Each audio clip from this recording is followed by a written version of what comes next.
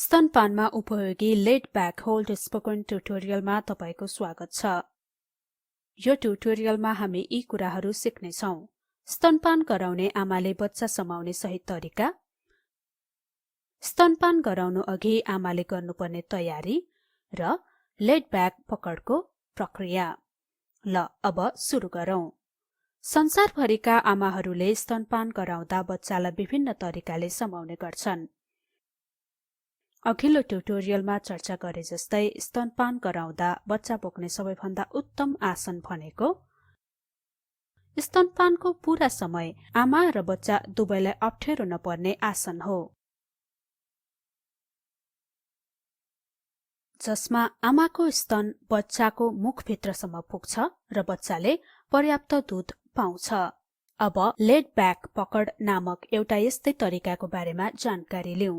यदि cross cradle वा cradle पकड प्रयोग गरी बच्चालाई आमाको स्तन भित्रसम्म पुग्न अप्ठ्यारो भएमा हामी लेट ब्याक पकड प्रयोग गर्न सक्छौं। अथवा आमाको स्तन ठूला छन् वा आमालाई ठाडको समस्या छ वा आमा थकित छिन् भने पनि यो प्रयोग गर्न सकिन्छ। स्तनपान गराउनु अघि आमाले साबुन पानीले आफ्ना हातहरू धुनुपर्छ र ओबानो पार्नुपर्छ। त्यसपछि आमाले उमालेर चिस्याएको 1 गिलास पानी पिउनुपर्छ।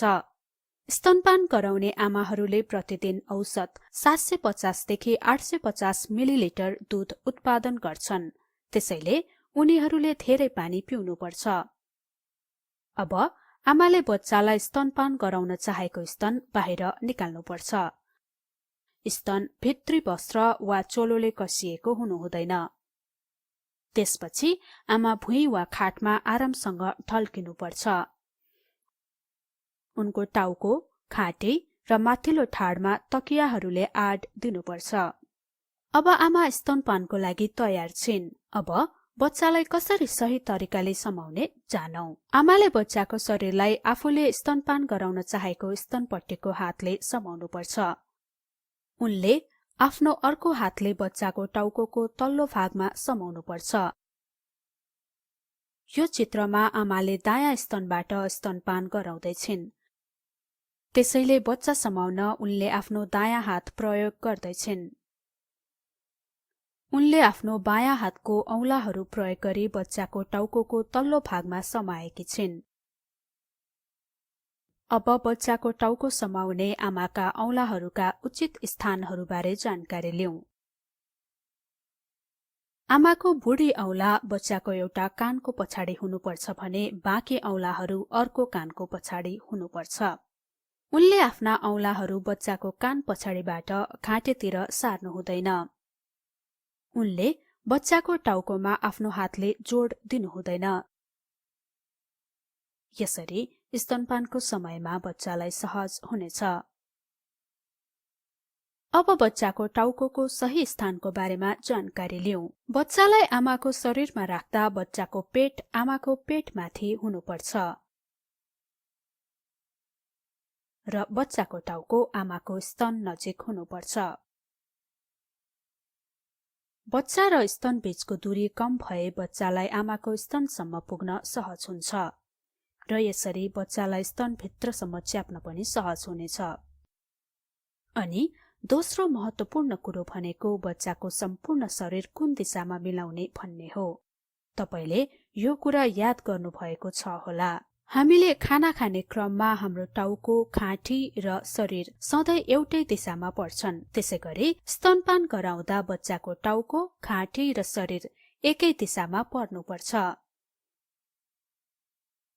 यसो गर्दा बच्चालाई दूध निल्न सजिलो हुन्छ। यो याद राखौं कि बच्चाको शरीर आमाको शरीरको कुनै दिशामा पनि राख्न सकिन्छ, तर बच्चाको शरीरको अघिल्लो भाग भने आमाको शरीरको अघिल्लो भागमै रहेको हुनुपर्छ, जसले गर्दा बच्चा सहजै स्तनसम्म पुग्न सक्छ।